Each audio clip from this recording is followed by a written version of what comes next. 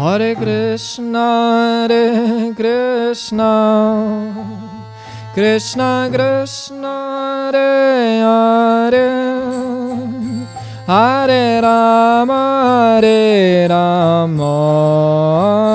Rama Rama, Hare Hare. Hare Krishna,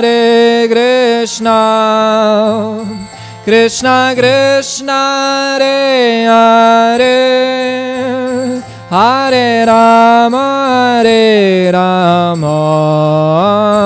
Rama Rama, Hare Hare. Hare Krishna, Krishna Krishna, Hare Hare, Hare Rama, Rama Rama, Hare Hare. Hare Krishna, Krishna Krishna, Hare Hare, Hare Rama, Rama Rama, Hare. Hare Krishna,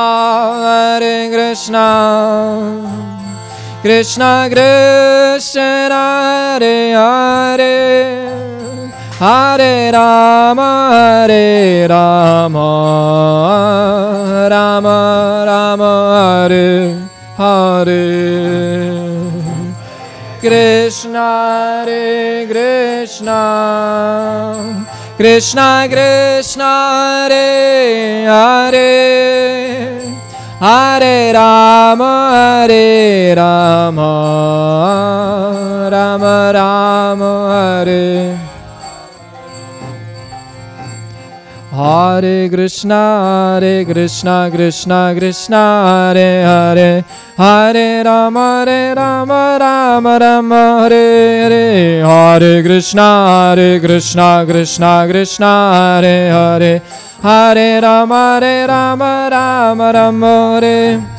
Hare Krishna, Krishna Krishna, Hare Hare, Hare Rama, Rama Rama, Hare Hare. Hare Krishna, Krishna, Hare Hare, Hare Rama, Rama Rama. Srila Prabhupada ki. Wollte ich mal üben, die Melodie. Gute Gelegenheit gerade. Habe ich gerade von Maitreya Muni geklaut. So, die Tafel einen Tick rüberschieben.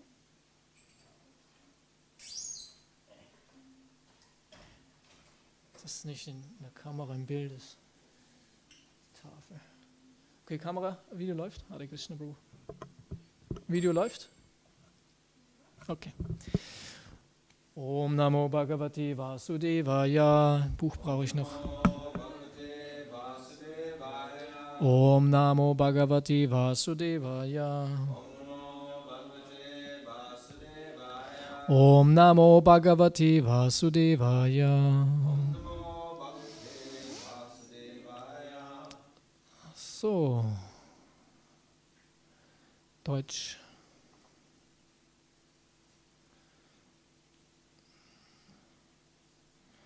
Sprache Deutsch. Sprecht ihr eigentlich Englisch? Ja. Da brauchen wir Deutsch. Musst du übersetzen. Oder soll ich Englisch sprechen? If I speak English, everyone speaks English? Emilio? Okay, spreche Englisch. Englisch. Nee, dann nicht. Okay, so we are reading from Srimad Bhagavatam, Canto 3, the status quo, chapter 29, explanation of devotional service, text 20, what is it? 35. So. Ja, bis später, Sujandra. So. Bhakti Yogascha Yogascha. Bhakti yogascha yogascha maya manavyudiritaha maya manavyudiritaha yayor ekatarinaiva yayor ekatarinaiva Purusha purusham vrajet Purusha purusham vrajet. Okay.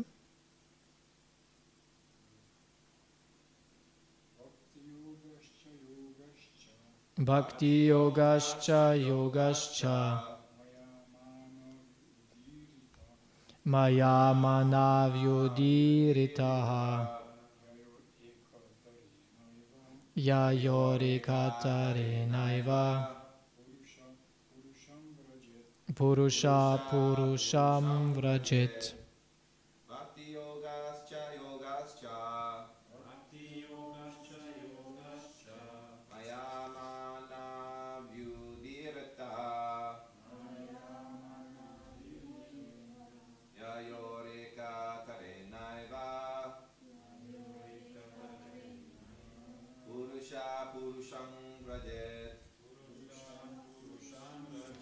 Matajis.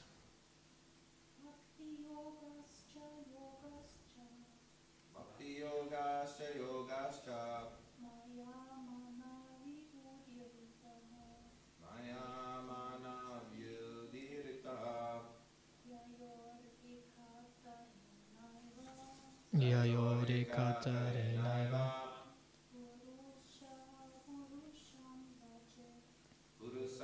Purusham Rajet. Bhakti Yoga, devotional service, Cha, and Yoga, mystic yoga, Cha, also, Maya, by me, Manavi, O daughter of Manu, Udiritaha, described, Yayo, of which two, Ekaterina, by either one, Eva, alone, Purusha, a person, Purusham, the supreme person, Vrajet, can achieve. Translation: My dear mother, O daughter of Manu, a devotee who applies the science of devotional service and mystic yoga in this way can achieve the abode of the supreme person simply by that devotional service. Purport. Herein, the Supreme Personality of Godhead, Kapila-dev, perfectly explains that the mystic yoga system, consisting of 8 different kinds of yoga activities, has to be performed with the aim of coming to the perfectional stage of bhakti yoga. It is not acceptable for one to be satisfied simply by practicing the sitting postures and thinking himself complete. By meditation, one must attain the stage of devotional service as previously described. A yogi is advised to meditate on the form of Lord Vishnu from point to point, from the ankles to the legs, to the knees, to the thighs, to the chest, to the neck, and in this way gradually up to the face and then to the ornaments. There is no question of impersonal meditation.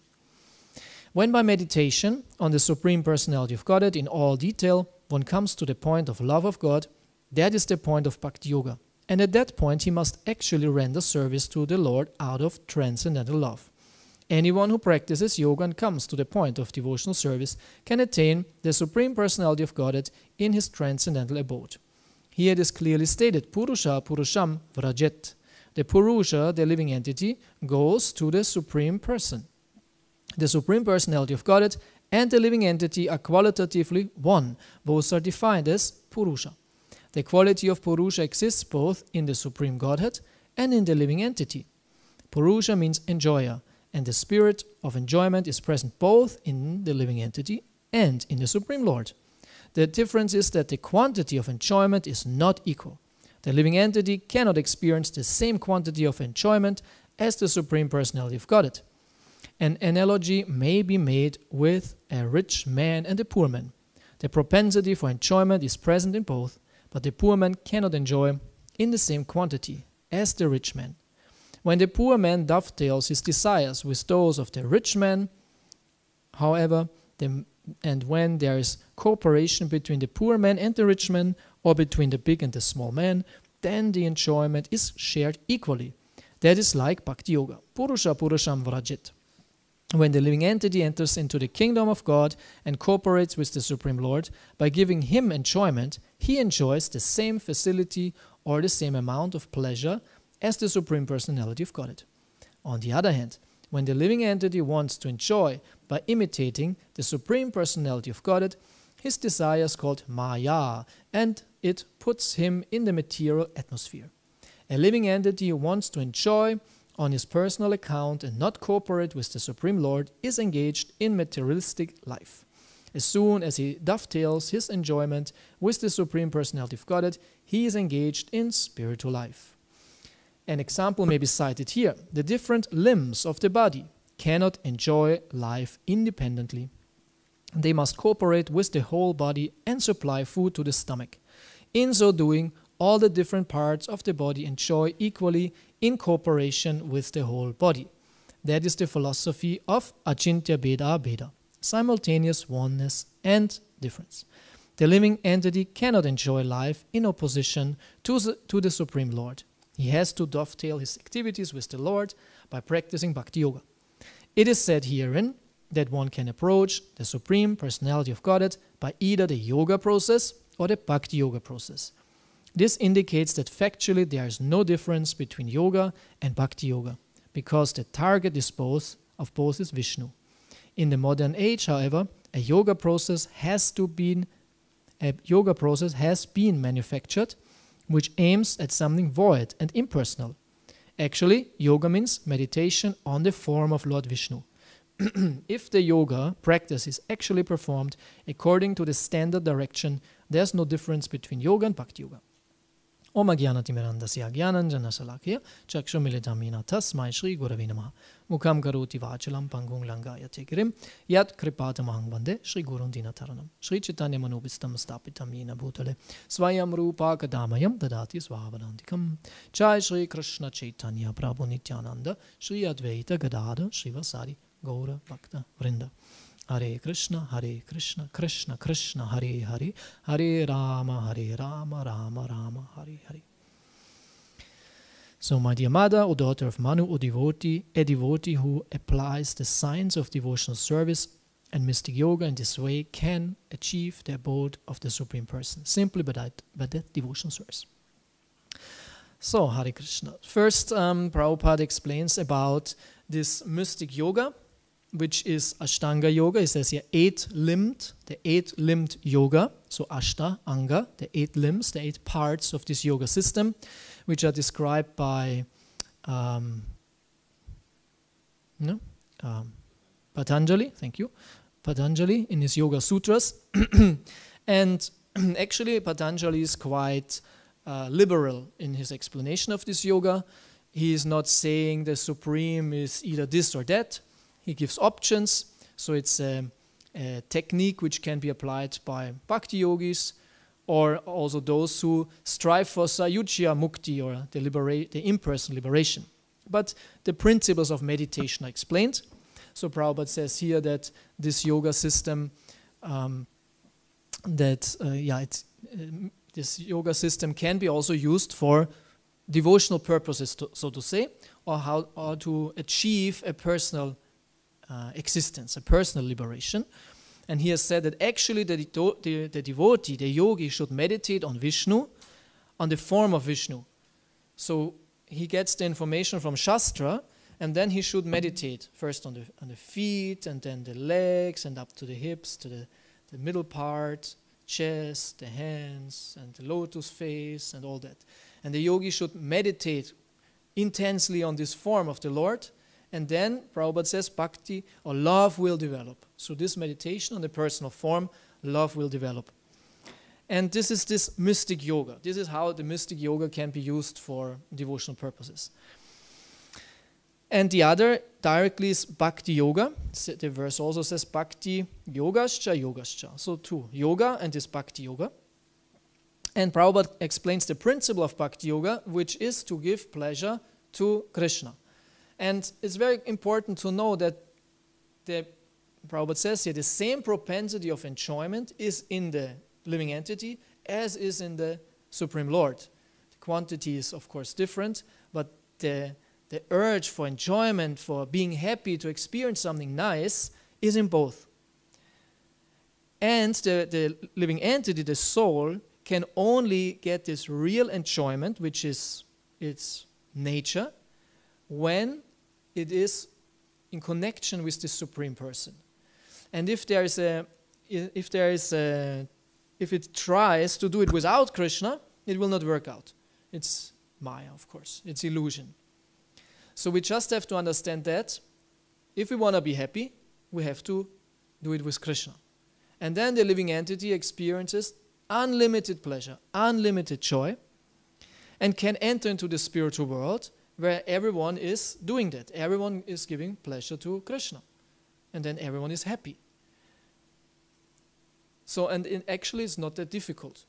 And I think every one of us has sometimes the experience, either in devotional service or even in material life, that if you give pleasure to someone else, you experience pleasure yourself. I'm a very egoistic person, so I don't have much experience of that. But recently I have experience of that, because when I make my son happy and when I throw him around and he laughs, I'm very happy. It's very nice. And he laughs and he's happy and he's smiling and you become happy. I say, wow, it's interesting. He's so happy and I'm happy. And if he's not happy, I'm not happy too, especially the mother. The mother is suffering a lot when the child is not happy.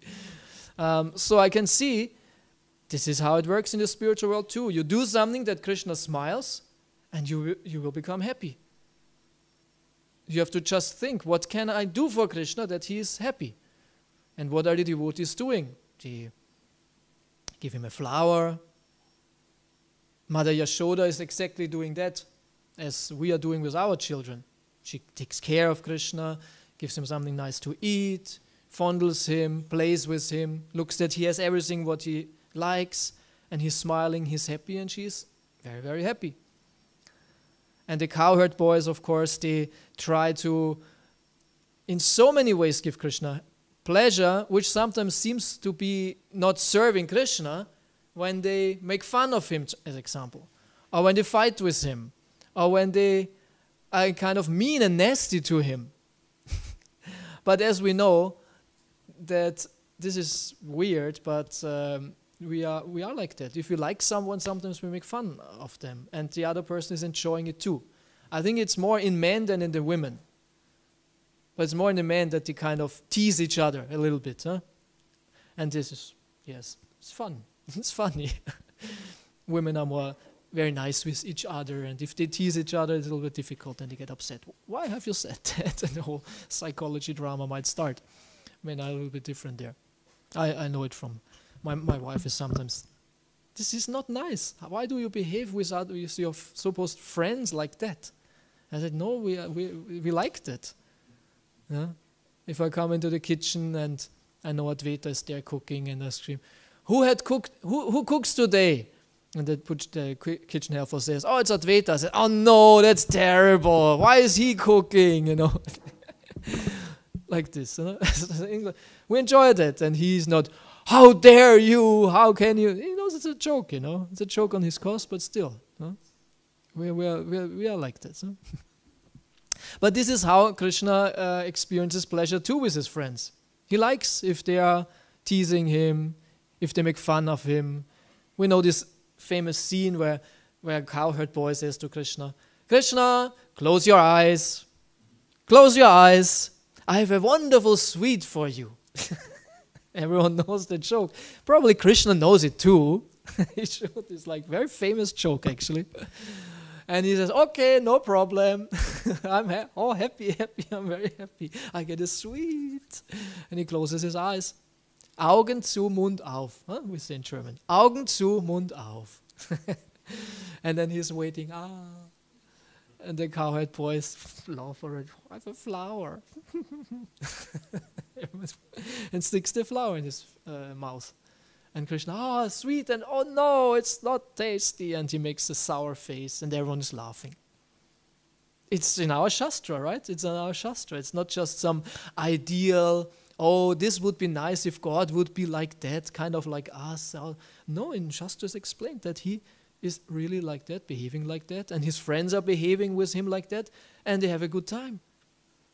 And they are happy and they're ecstatic. And also the gopis actually, they tease Krishna a lot. A lot. Probably even more mean than the gopas.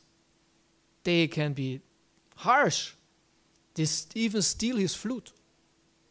This is one of their favorite things, to steal his flute and hide it. No, Krishna wants to play his flute. Oh, where's my flute? Where's my flute?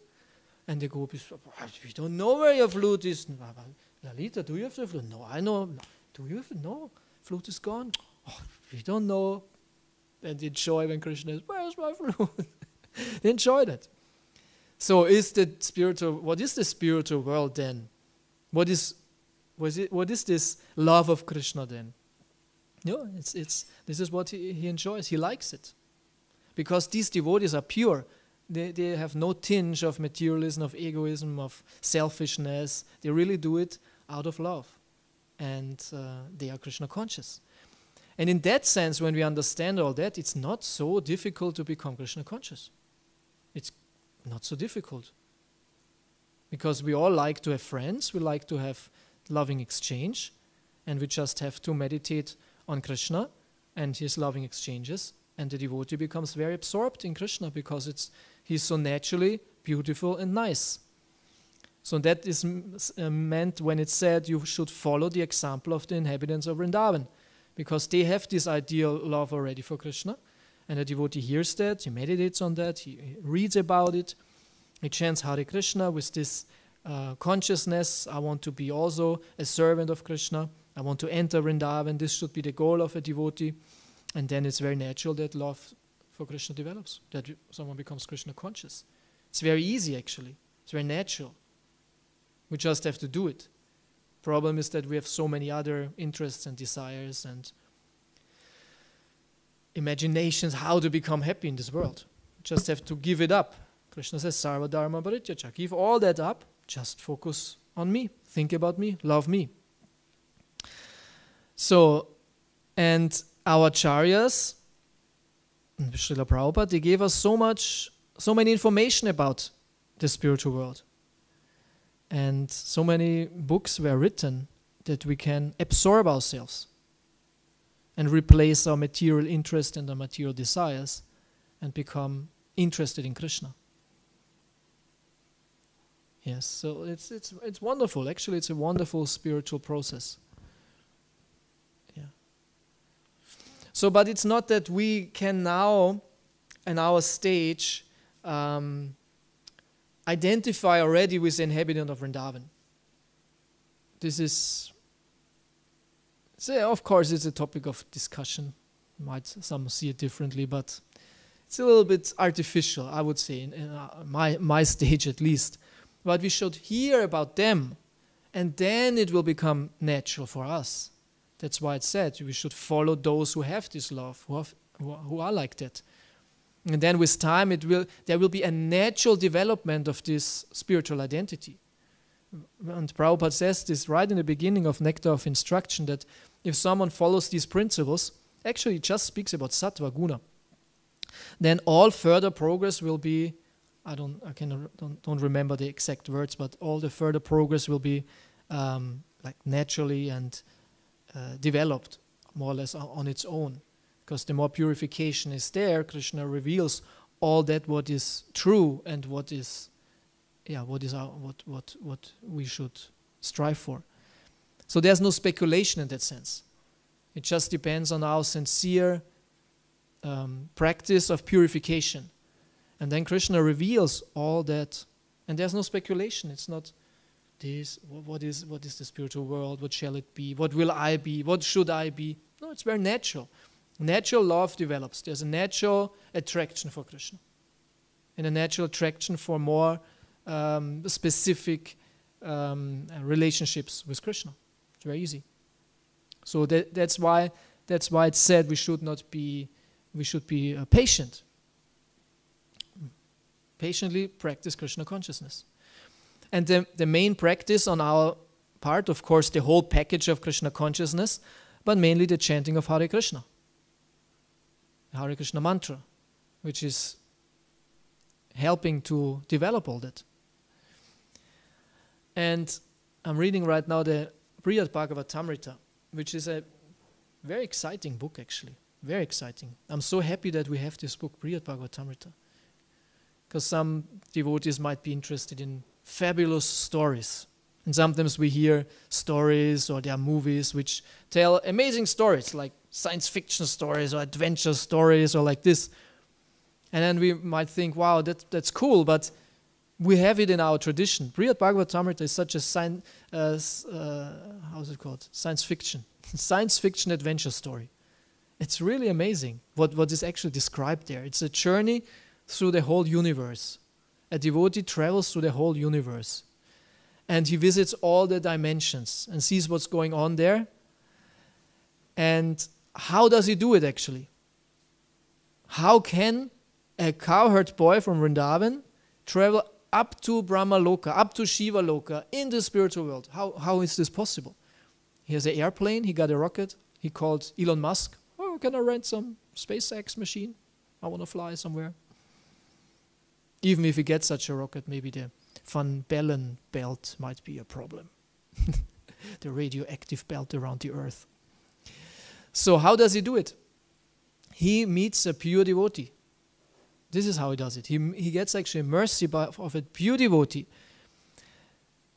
There was this Brahmana in Vrindavan, and he was completely absorbed in Krishna. He was wandering throughout Vrindavan in ecstasy, as it's described in our Shastra, the devotees wandering throughout Vrindavan on the banks of the Yamuna and calling out for Krishna and crying and all that. And this Brahmana, he always saw these cowherd boys roaming around in Vrindavan. And he liked them so much. And he always went to them, he joked with them, played with them, he hugged them. He liked the cowherd boys so much.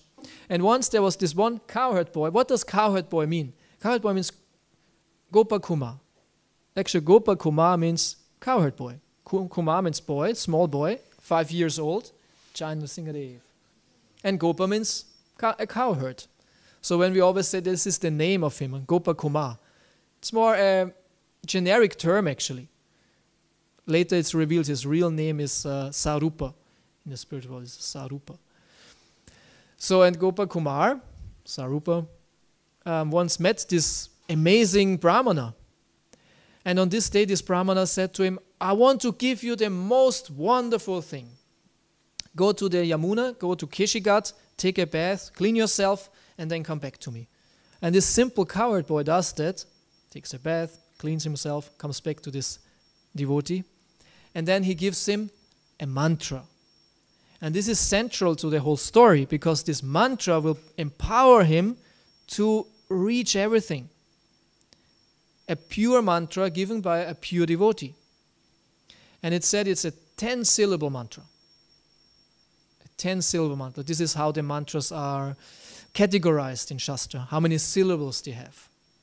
And it's 10 syllables. And sometimes we hear it has 18 syllables, or sometimes we think it has 18 syllables, and I cannot say the mantra, because actually it's part of the Gayatri mantra, what we chant, and we should not speak it loud in that sense. But it's the same, it's actually the Gopal mantra, the Gopal Gayatri mantra. There's one, the Gopal mantra, and it's the same as we chant it, but just the first 2 or 3 words, so to say, they are not there. Sorry, anyway, I cannot say it. So it's actually the same mantra, just shorter, but Sanatana Goswami says it's the 10-syllable mantra, and it's this mantra. So he gets this mantra of this Brahmana, and this Brahmana gives him the mantra, and somehow or other by this he becomes so ecstatic that he falls unconscious. kind of rolls on the ground in remembrance of Krishna. This is explained now, Shastra. When a devotee loves Krishna, he has ecstatic symptoms. It's called Ashta Sattviga Bhava. Bodily symptoms. The ecstasy is so great that the body is affected. And there are 8 kinds. Like one is called stamba. Stamba means actually a pillar. A devotee becomes like a pillar. He stands, but he doesn't move. He cannot move. He's like frozen.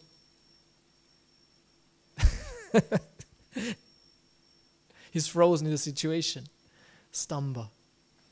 Of course, then there's standing of the hairs on end, as said, crying and things like this. So the body is so affected by this ecstasy. So this devotee was so affected, he rolled on the ground, he cried, saliva was flowing from his mouth. It's also said this is one of the symptoms. And Gopakumar was standing there kind of shocked. Oh, what's with him? He gives me this mantra. And then the Brahmana stood up and kind of ran away. He said, Hare Krishna. And Gopakumar was standing and said, you gave me a mantra, but what shall I do with this now? No instruction, no explanation, nothing. He just, chant this mantra, and he ran away in his ecstasy. And actually it said, I never saw him again. But actually later I think he meets him again. But on this part is kind of, I never saw him again. It means long time he couldn't see him. Way later in the story he meets him again. So he runs away and Gopakumar stands there with his mantra. But somehow or other Krishna inspires him that he starts chanting the mantra. And so the story begins, that he starts his journey. And the story explains actually all the different forms of Krishna. In a hierarchy, in a successive way, in a hierarchy. And the first form of Krishna he encounters is Shaligram Shila.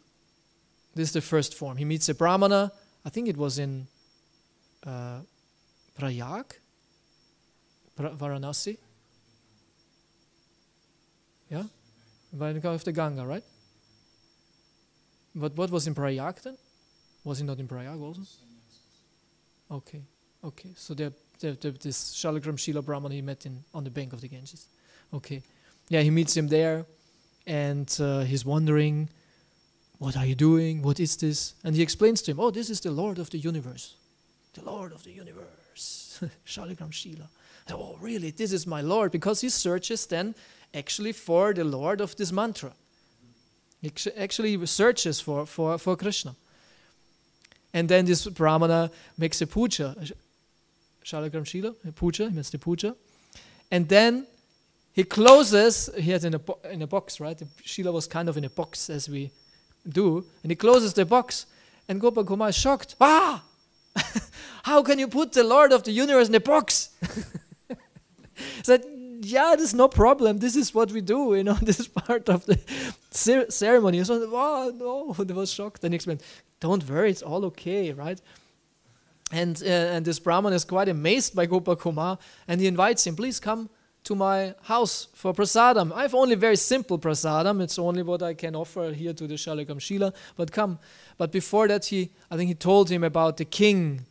And if you want, that's right. He said, if you want to see the worship of the Lord of the universe in a more grand way than in the simple way of the Shaligram Shila, there is a great king, there's a kingdom, and there the Lord of the universe is worshipped in a wonderful way, with all ceremonies and prasadam, and we don't put him then in the box, right, in the simple way. So you should go there. But before, come with me, get some prasadam.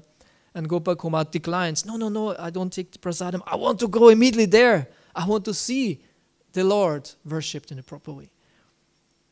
And then he goes to the kingdom, and anyway, the story is long and interesting. He sees how actually Vishnu is worshipped in a wonderful way, and all the inhabitants of this kingdom, of this city, worshipped Vishnu, and the king is doing great devotional service. And the king somehow or other adopts Gopakumar. Because Gopakumar is so amazed. He cries when he sees the darshan. He's in love. He says, "Oh, I will never leave. This is so great. I see now my Lord. He in this great form." And somehow or other, the king recognizes Gopakumar, and he's sonless, and he adopts him. And then very soon the king dies. So Gopakumar becomes the new king. He becomes the king of the kingdom. And he says he made the worship of the Lord even more beautiful. He uses all the resources of what a king has to worship the Lord in a wonderful way. So Sanatana Goswami, the author of this text, he's teaching us through all these stories, proper worship of Krishna. Right? And that actually a king should make his first priority to worship the Lord and engage the whole kingdom and the resources in the worship of Krishna. This is how he spiritualizes the material energy. And it's great and it's wonderful. Yeah, Gopakumar becomes the king and it's great, but then he gets involved into politics and might sometimes be afraid of the emperor, right? Traditionally, the kings were not the highest. The emperor was the highest. And under the emperor, there were kingdoms. He left them alone. It's not that he killed all the kings. The kings who were cooperating, they could keep their kingdom, rule it, but the emperor was above them. So he was not the supreme ruler. He was just a king. And sometimes he had trouble with the emperor. He had to see that everything works out. And a lot of politics he had to take care of. And with time he said, this is actually not so nice. And he gave up the kingdom. And he heard then about Jagannath Puri, and then he moves on to Puri. And so the story goes on. Jagannath Puri, I think then it was Svarga, and from there to the higher planetary systems. And he always sees the Lord, how he's worshipped in this reality. And he becomes all the leaders. He becomes Indra, he becomes Brahma even. And he always gives it up and goes higher. So Sanatana Goswami tells this amazing story, how he travels through the universe. So we get to know the universe and we get to know the forms which are worshipped in these different realities. But he explains he was never satisfied. It was always wonderful and great, but he longed for something more or different. Until he comes then to Vrindavan. This is then the highest. Until he comes to Vrindavan. And there he's finally perfectly satisfied.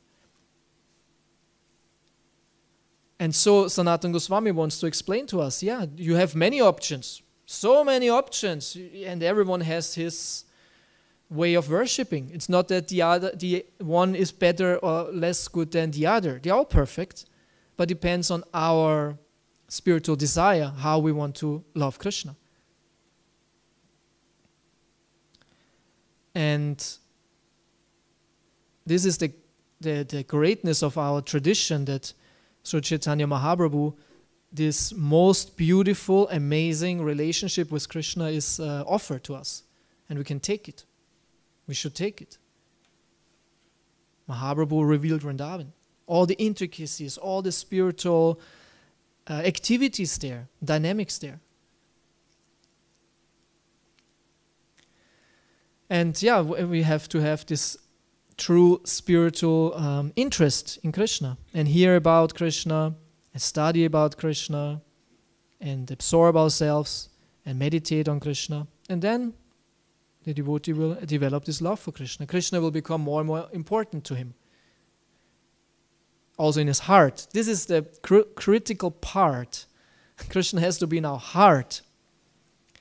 And what is the sign, the symptom of a pure devotee? That there's only Krishna in his heart and nothing else. And as we know, our hearts, there's Krishna. Yes, definitely Krishna is in my heart. But many other things too. So many other things too. And maybe other things are maybe even bigger, more prominent in the heart than Krishna.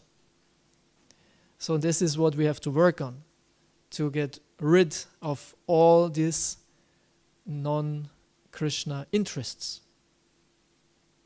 And the more we advance, the more clearly we can see our heart. In the beginning, we might not know. Actually, in the beginning, we cannot see what is good and bad and what is there. We don't see. We think it's normal to be as we are and we have Krishna. But then with time, we see, actually, no, we have to really work on ourselves. And we can work because we see clearly what are the impediments. What are the obstacles? What are the nartas? Right? We can see them and we can work on them. And actually, this is a difficult part in devotional service. Because in the beginning, you think everything is good. I'm a devotee. I chant my rounds. I read. Oh, I like Krishna. All that's good. But I'm on the perfect path towards Krishna. But then we see, oh, there are so many things which shouldn't be there. And it needs my decision and determination, desire to become a pure devotee. And that means we have to go into this conflict with our attachments. Yeah, it's not so easy. Not so easy. It's not so easy if you see what is wrong, but you are unwilling to give it up. It's very difficult. I know it's wrong, it shouldn't be there, but I like it, I want it, I need it. It's very difficult. No, it has to be given up. I have to work on it. I have to become pure. Because we have the high standard of pure devotional service. Rupa Goswami, he, hat uns die Suppe versalzen. In German you say, hat die Suppe versalzen means too much salt in the soup. Our acharyas, they spoiled our material situation. We know too much. Yeah, Rupa Goswami was not saying, just chant Hare Krishna, everything is fine. No, he defined what is pure devotional service. Anya, Bilashita, Shunyam, and so on, right? And you read that and say, man, this is high, this is, a lot. No, nothing else. Nothing else. Okay. But in the end, it's good, right? It's wonderful. Because Krishna is more wonderful than anything else. We are not losing if we give up things, right? We are not losing if we are losing the things. Think, no, it's gone. But we get so much more. Because there's more space, so to say, for Krishna. Krishna will expand. He expands in this empty space where we gave up our attachment. He moves into that, expands. Right? And this is great if one day we would be so pure that we really can think about... Because we know when we have a good moment in devotional service, either in our japa, in our reading, our meditation on Krishna, in our experience of Krishna, that is wonderful. That we are so happy that Krishna is so great and wonderful. He's just wonderful. And then this moment fades out and something else comes. We're carried away by our material interests, situations. And then you think, wow, this was so nice. Why can't that be always there? Why cannot always be such an experience there? Yeah, because of that. Because so many other things in our heart. So that's why Krishna says, and this word Ananya is quite often used also in Bhagavad Gita. Ananya means nothing else, exclusively. Ananya. Ananyas chintayantu mang yechana upasate. Tesham nitya abhiyuktanam yogakshimam vahamyam.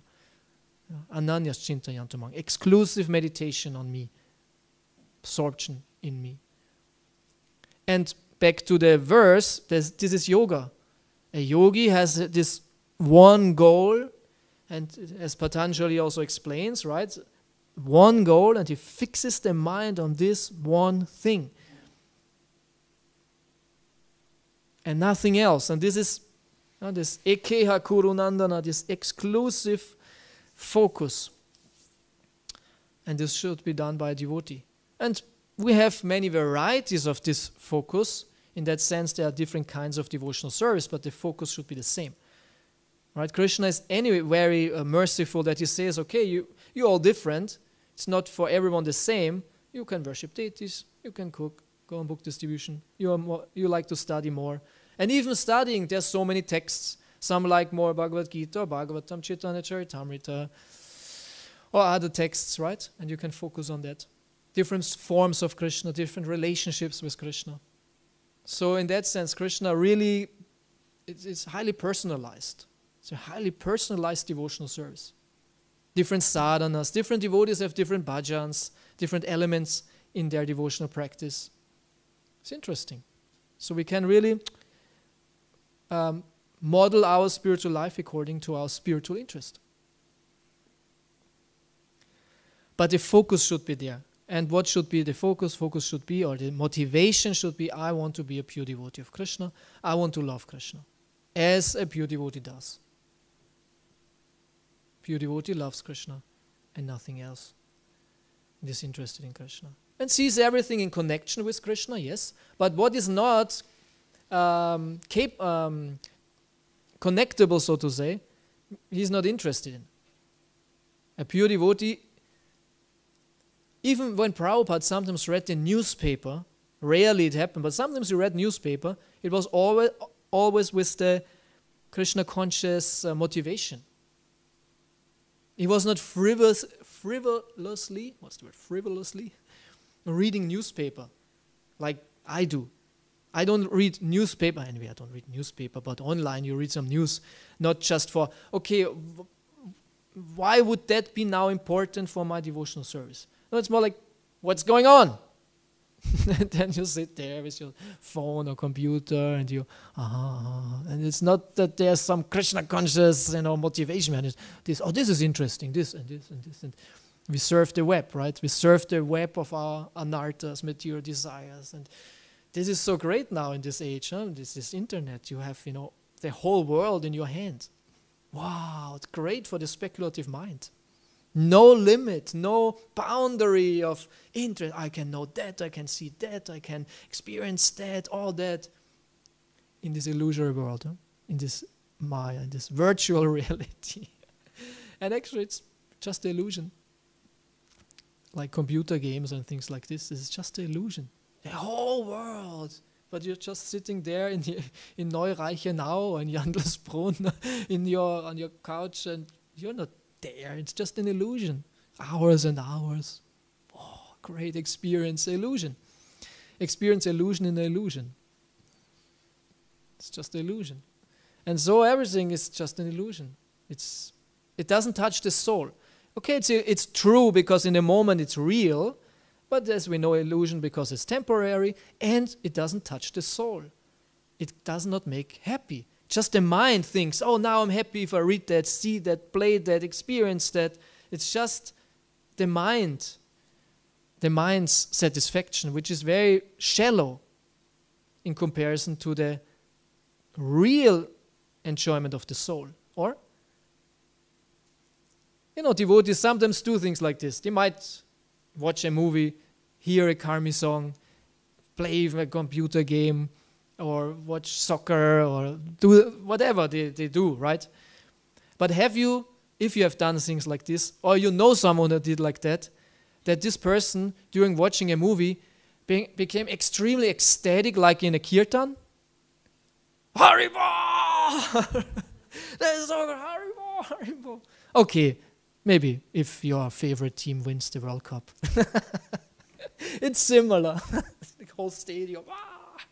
But still, it is not really doesn't touch the soul. Even they say, this is the greatest thing what could happen in whole existence, that our team is now wins the World Cup. This is the perfection of life. Yeah, how long does it last? Until next time they lose.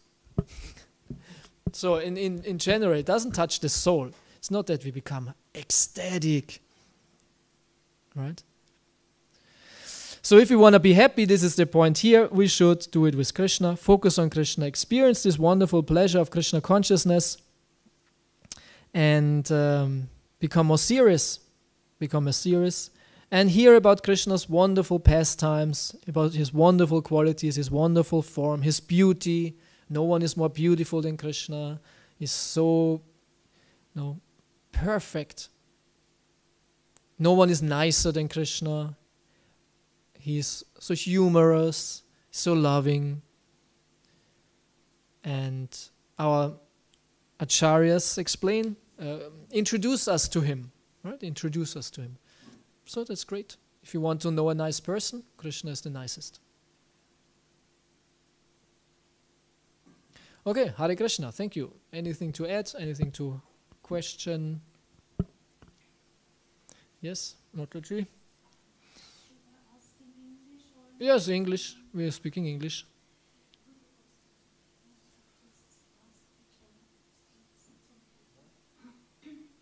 Hare Krishna. You mentioned the lecture of media or newspaper, and we all know that they have misleading information, and we all know there are misleading information, and in a lecture we heard that the democracies are bad, the state system is bad. So is there no recommendation not to read media or newspaper? Yeah, that's a good point, because sometimes we might think, oh, it's very important now to know that, to read that, this is relevant. But for whom is it relevant, and why should it be relevant? When you chant Hare Krishna, you want to hear just the holy name and be focused. Is it there relevant to think about the latest scandal? Exactly the opposite. No, I don't want to think that. So actually this should be our consciousness. Always Krishna, Krishna, Krishna. There might be devotees for whom it is relevant to know that. So we have to see, is this relevant for my spiritual life, for my work maybe, or for my devotional service? If I'm a devotee politician, maybe it's important for me. But I'm not a devotee politician. I know for myself that all my curiousness about Maya is not spiritually justified. I know for myself. You can decide for yourself. But I know my mind, which wants to just know that, is curious. Oh, this and that, and we can know so many things. But it's not really relevant for my spiritual life. And my mind wants to explain to me, no, it is relevant. You should know that. You can make a nice video out of it. It's very good for preaching. And actually, Krishna gave in my mind could work actually does work like that. But even for my preaching and my channel and all that, all these things are not important. Actually, the more I focus on Krishna, the more pure my presentation is, the better. I have the privilege that I can speak directly about Krishna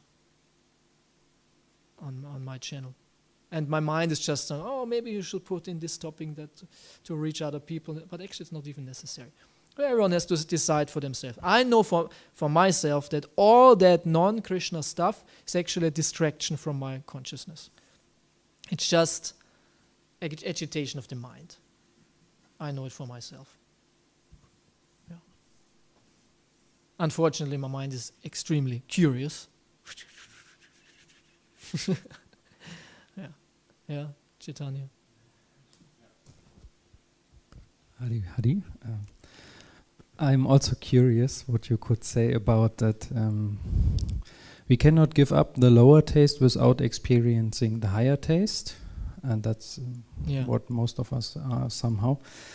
And then you said that Krishna is filling the space when we give up things, and at the same time it is said that even if we are full of material desires, we should enthusiastically fully engage in the service of Krishna. So maybe you have some own experience where something to share to make that point clear, that we should not become morose and say, I will never give it up, but somehow find the strength to start working on these things. Both at the same time. One thing is to develop the spiritual taste, which overpowers the material taste, but at the same time also consciously giving up material taste.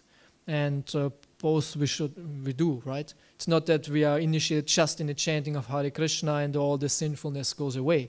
No, for regulative principles, we have to give these things up.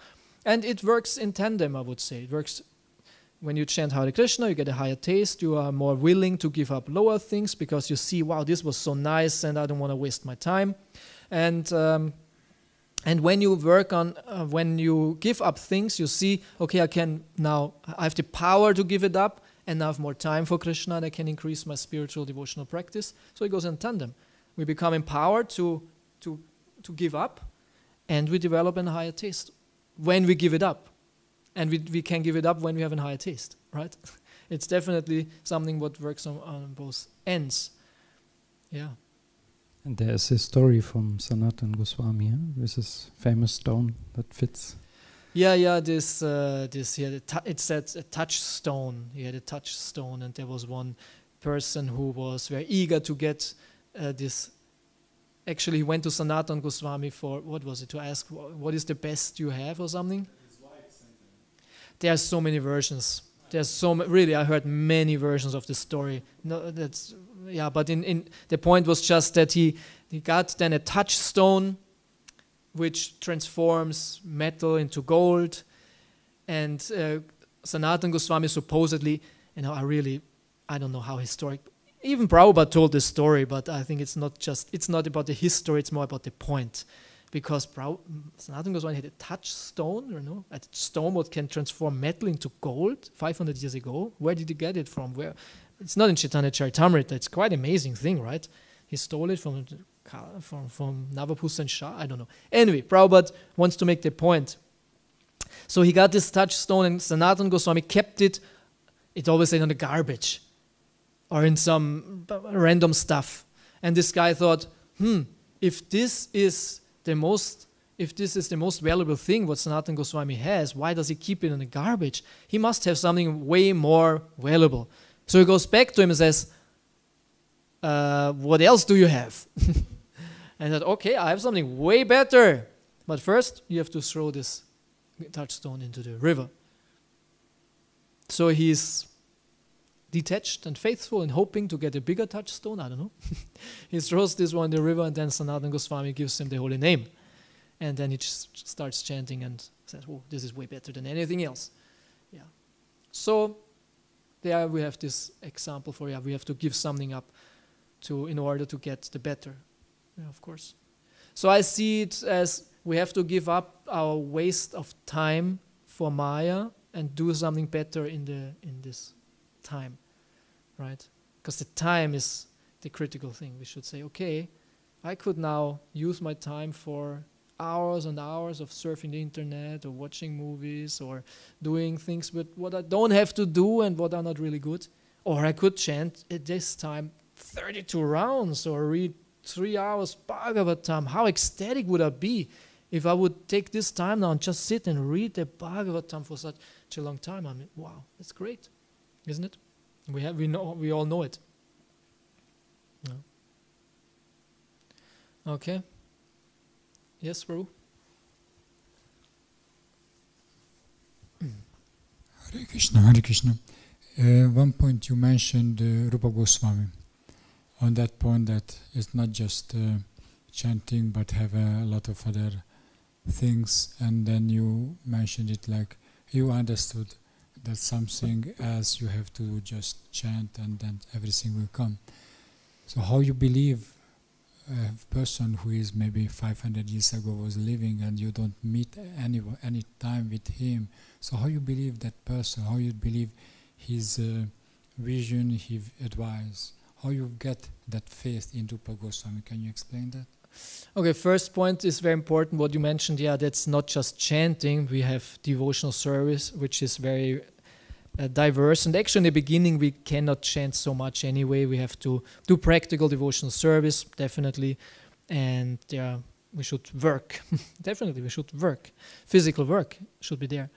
And then faith in Rupa Goswami.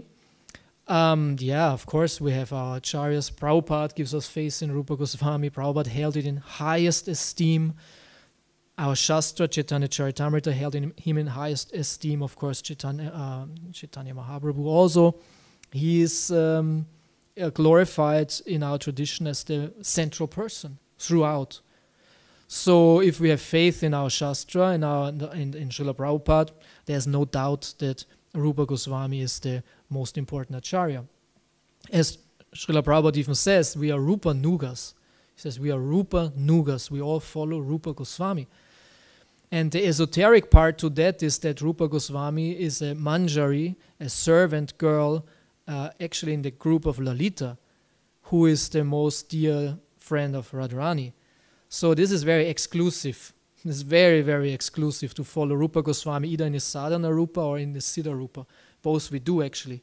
And this is a very great privilege, and Srila Prabhupada explains this to us. So, faith in Rupa Goswami, study his Shastra, his books.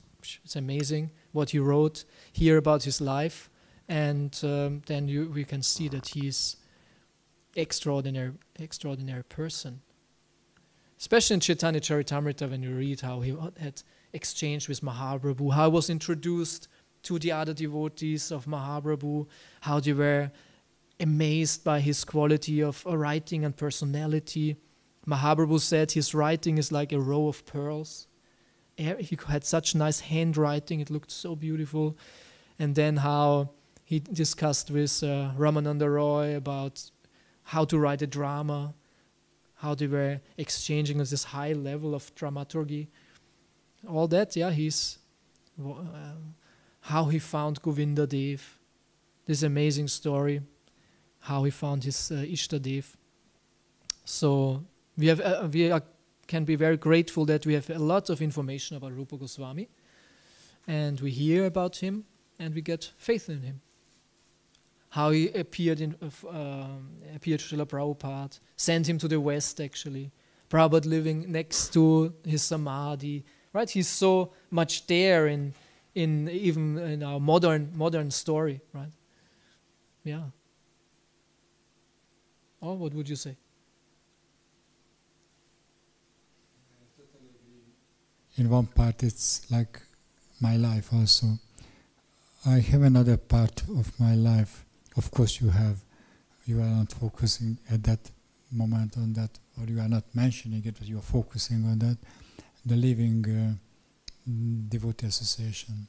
For me, it's the root of having faith in different persons who I didn't meet. I didn't meet Prabhupada, I didn't meet Rupa Goswami, Yes.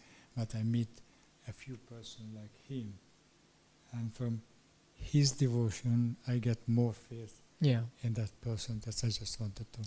That we have association with devotees who have this realization, attachment, this love, this consciousness. Yeah, this is very, very important. This is the perfection. If we meet someone with high consciousness, high love for Krishna, and then hear from him, serve him, of course, this is, but very rare. We are kind of isolated here in Simhachalam, and it's rare to have this wonderful association of such elevated devotees, I must say. All of us, we have, and I appreciate all the devotees and their association, their realization. I learn a lot. But when we speak about devotees who are very, very advanced, it's rare. Shastra says it's very rare. But if we get the association of like this, then it's, what is it said? Sadhu Sangha. Sarva Siddhi Hoy. Perfection. All the perfection is there. Yeah. Yeah, thank you for the point. Good that you are here now. Good that you are here now. Yeah, thank you. So we can hear from you. We can hear each other. Yeah. I remember that story, which is not a ISKCON story, but when one classroom or somewhere where Christian monks came together and they wanted to find out why they are not so popular as before. Yeah. Can you tell that? No, I don't. But I just remember the story that there were two monasteries. Is this the story with these two monasteries? No, it was one monastery, Yeah. but it was famous in one point, but then they lose that fame, and very rare when they get some guests. Mm-hmm. So they started, the leader wanted to find out how to get back this feeling, and how to attract more people. And he went to his friend, and he was meditating in the forest, and he told, I don't know, but I know one thing. Mid of you, one person is the next message. So when they started to meditate on each other, maybe you, they have started to behave so nicely, because maybe she is the message, he is the message. And then that mood started to attract and keep people coming. Yeah, it's a good point to encourage each other also for devotional service, for advancement, and then profit from the advancement of the others. Yeah, it's a very important point. Not to wait, when is a great devotee coming there? No, actually, every one of us is already great and can be even way greater. And then we appreciate it. Advance together better. Yeah. Good, thank you. Hare Krishna. Good, thank you everybody for listening. And I wish you a wonderful day in Krishna consciousness with lots of spiritual advancement, fun, good exchange with each other. We don't quarrel. We have actually a good situation here. Everything fine. Okay. Srila Prabhupada ki.